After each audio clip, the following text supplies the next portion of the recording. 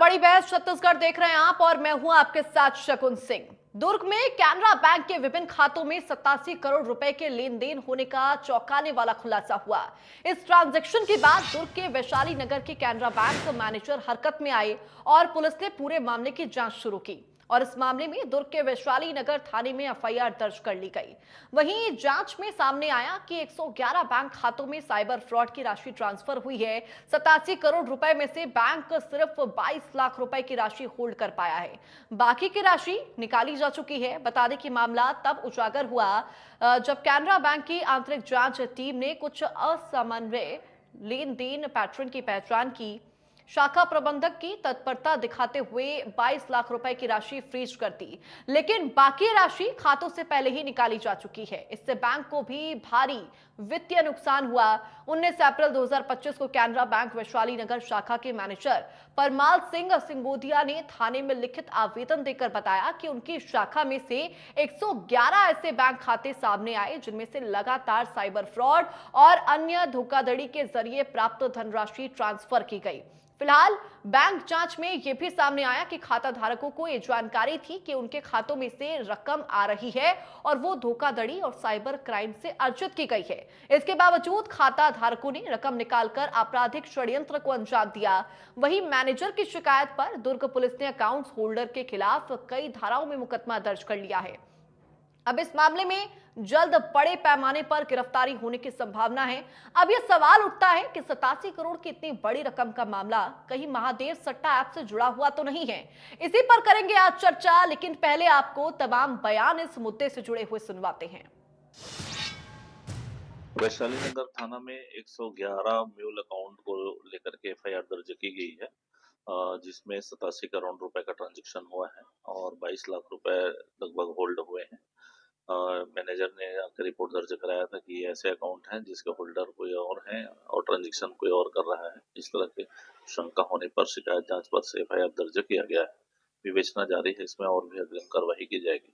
Sir, आप इसी तरह से भी कुछ इसी तरीके से जो मेल अकाउंट खोले गए थे, मोहन के जो मामले आए थे, उसी तरीके का ये मामला है क्या लगता है? उसी तरीके का मामला है ये। अकाउंट खोल करके दूसरे को ट्रांजैक्शन के लिए दे देते हैं। इसमें बड़ी अमाउंट आना जाना इसमें ट्रांजैक्शन हुए रहता है और उसको पता नहीं रहता। कमीशन पे अपना अकाउंट दे देते हैं। हम अपील करते हैं कि अपने अकाउंट खुद संचालित करें, किसी दूसरे को संचालन के लिए किराए में।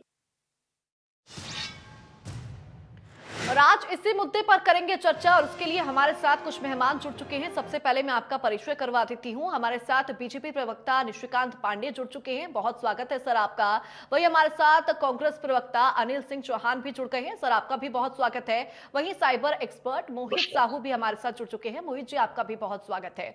सबसे पहले मैं इस चर्चा की शुरुआत सत्ता पक्ष के साथ करना चाहूंगी। बीजेपी से प्रवक्ता निशिकांत पांडे का मैं यहाँ पर रुख करूंगी।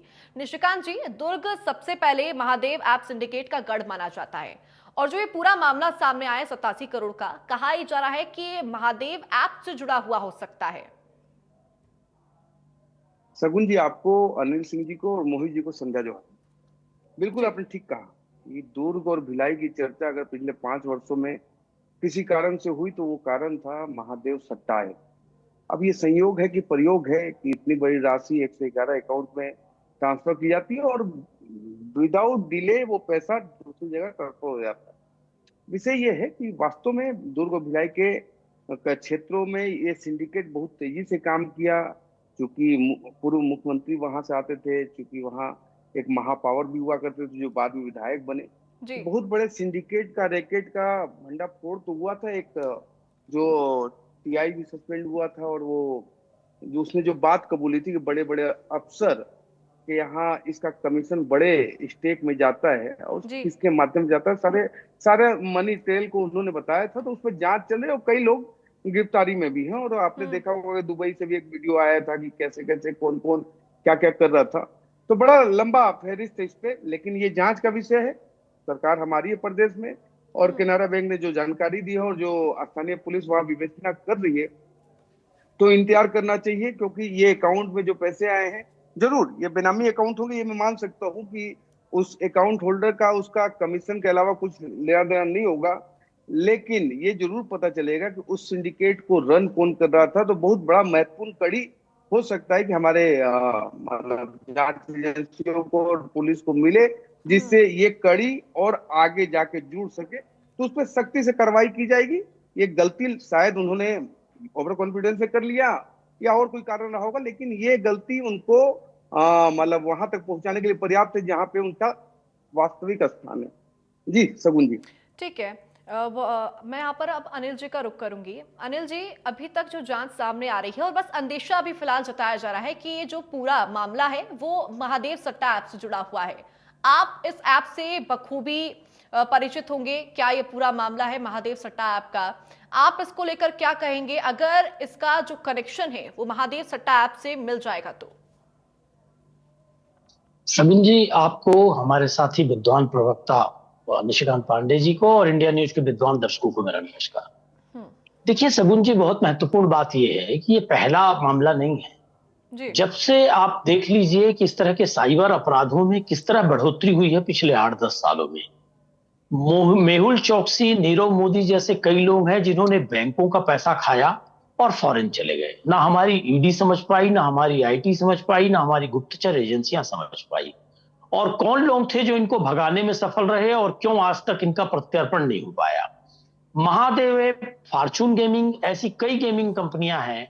मैं आपको बता दूं कि 2014 के पहले 1.5 से 2 लाख लोग ऐसी गेमिंग कंपनियों के चंगुल में थे या इसमें पार्टिसिपेट करते थे।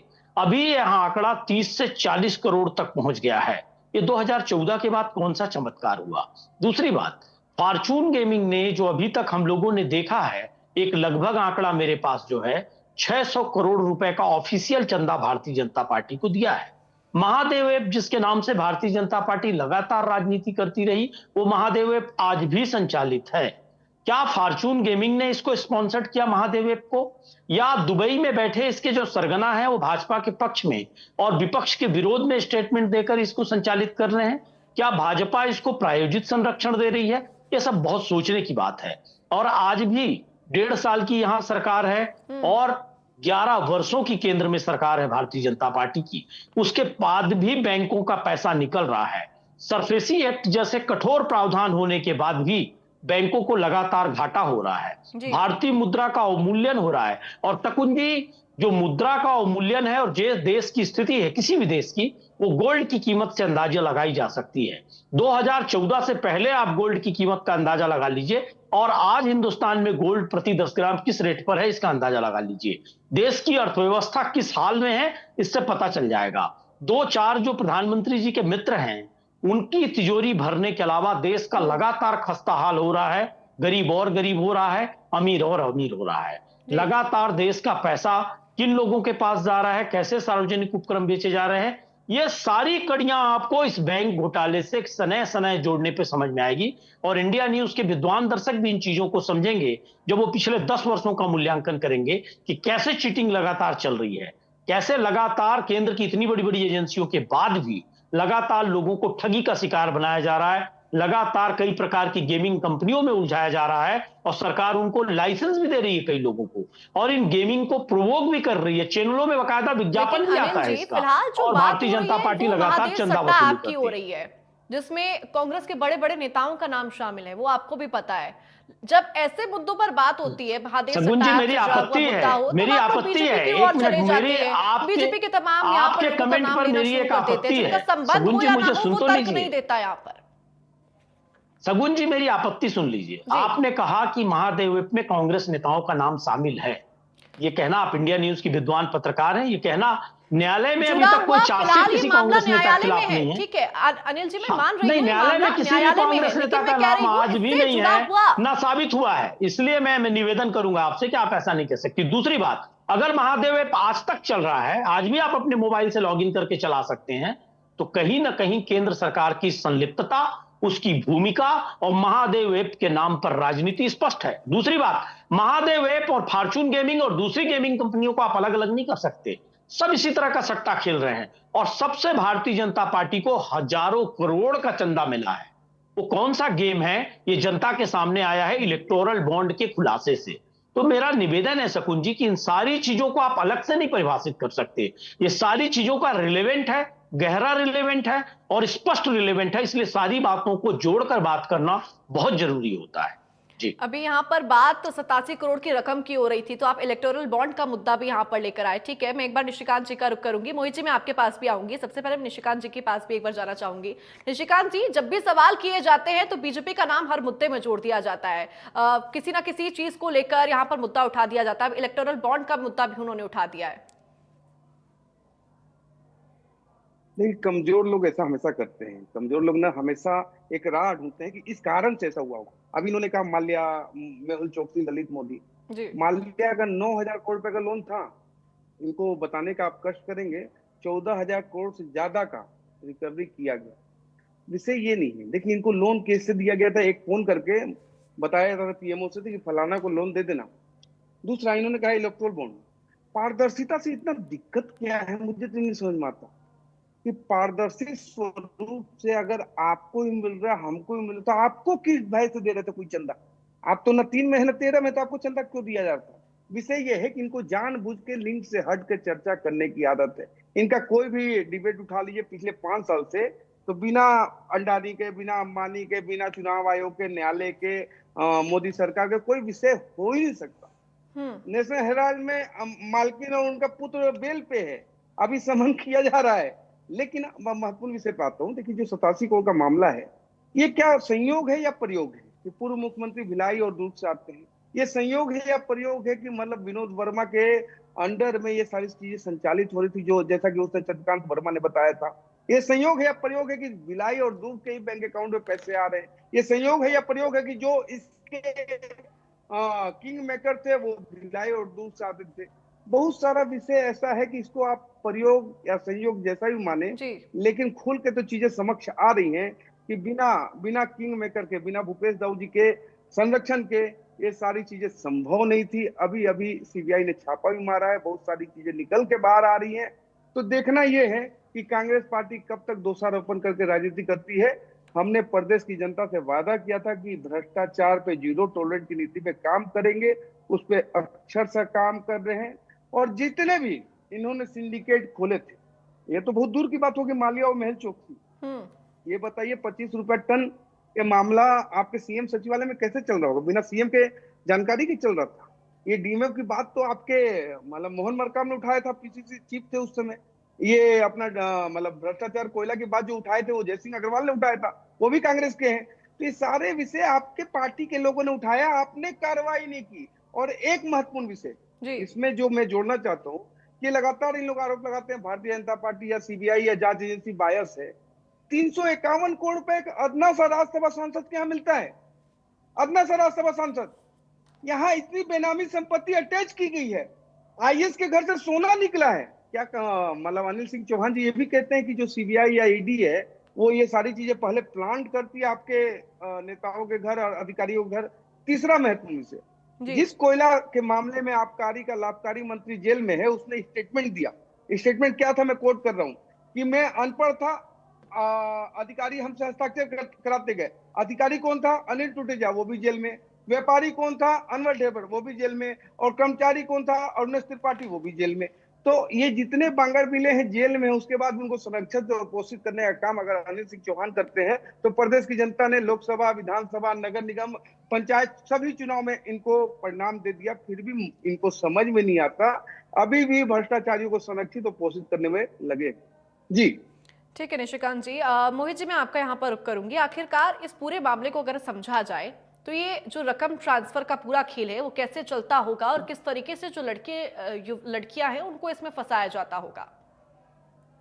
देखिए, अगर मैं इस पे बात करूं, मेरा जो व्यू है पिछले कुछ सालों से मैं जो देख रहा हूं, पिछले साल एक्स हेल्पर करके एक नेटवर्क था जो एक्सपोज हुआ, जिसको इंटरनेट पे एक्सपोज किया गया। इस पे क्या होता था, जो साइबर फ्रॉड होते हैं वो अमाउंट जो आता है, अब साइबर फ्रॉड का अमाउंट वो अपने अकाउंट में तो लेते नहीं है ना। अगर कोई आदमी साइबर फ्रॉड कर रहा है अपने अकाउंट में तो लेगा नहीं, वो कहीं ना कहीं उस पैसा को एक एक्स हेल्पर करके प्लेटफॉर्म था, वहां वो लोग डाइवर्ट करते थे। अब ये जो एक्स हेल्पर प्लेटफॉर्म था, ये ऐसे ही सट्टा वाले ऐप्स और दूसरे जो गेमिंग ऐप्स हैं, इनके ऐड के माध्यम से ये लोगों को जोड़ते थे।